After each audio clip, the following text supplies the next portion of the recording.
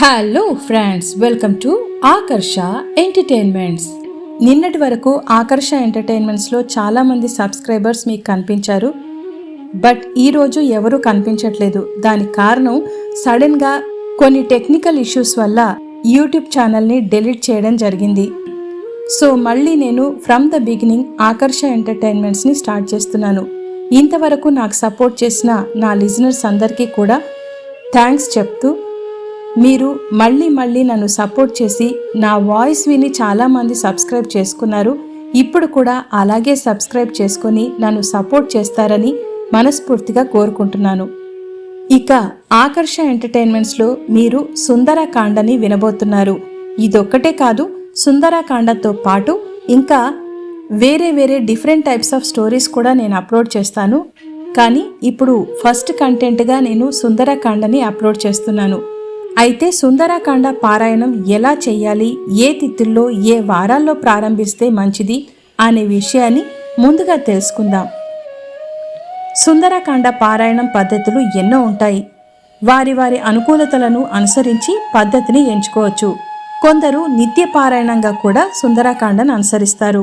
ప్రతిరోజు 7 సర్గల చొప్పున సంవత్సరం వరకు సుందరకాండను పఠించడం ఒక పద్ధతి అయితే, రోజుకి 25 సర్గలు నిత్యానుష్ఠానం చేసే పద్ధతి శాస్త్రం చెప్తోంది.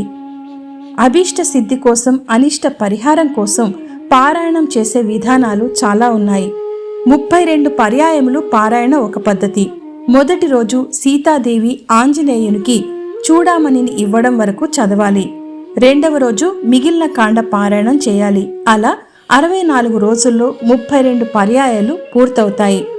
72 దినాల్లో 24 పర్యాయాలు పారాయణం చేసే విధానం ఇంకొకటి కూడా ఉంది. ఇందులో హనుమంతుడు సీతమ్మను చూసే వరకు మొదటి రోజు పఠించాలి. ఆ తరువాత రెండవ రోజు హనుమంతుడు అశోకవన ధ్వంసమును చేసిన ఘట్టం వరకు చదవాలి. మూడవ రోజున మిగిలిన కాండను పూర్తి చేసేయాలి.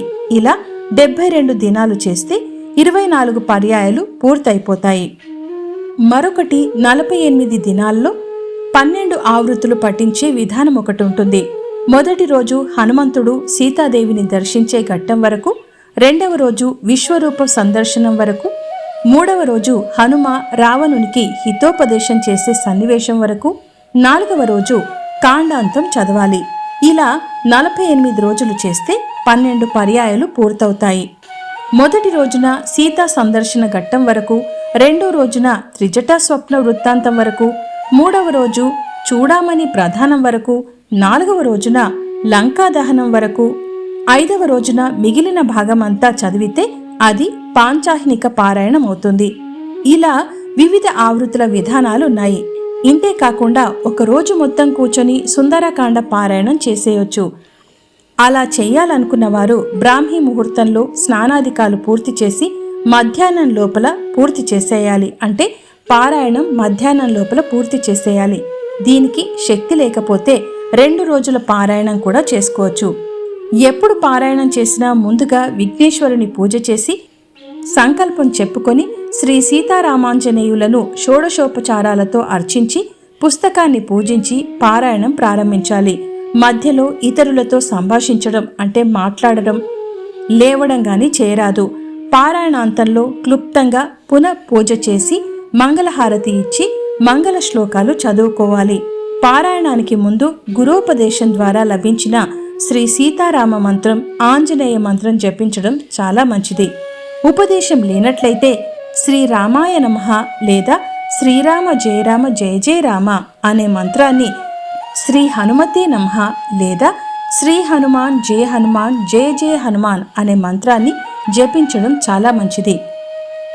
పటిక బెల్లం కలిపిన పాలు, ఫలాలు, తాంబూలాలు, నేతి అప్పాలు నివేదించి పారాయణం చేయడం చాలా మంచిది. ఇలా సుందరకాండ పారాయణం చేసినట్లయితే సర్వదోషాలు తొలగిపోయి సుఖమయ జీవనం తప్పకుండా లభిస్తుంది. మరో ఎపిసోడ్లో సుందరకాండ పారాయణం మొదటి ఘట్టం విందాం. మరొకసారి నా ఛానల్ని కొత్తగా ప్రారంభిస్తున్నాను కాబట్టి దయచేసి సబ్స్క్రైబ్ చేసి మీ సపోర్ట్ని నాకు తెలియజేయండి.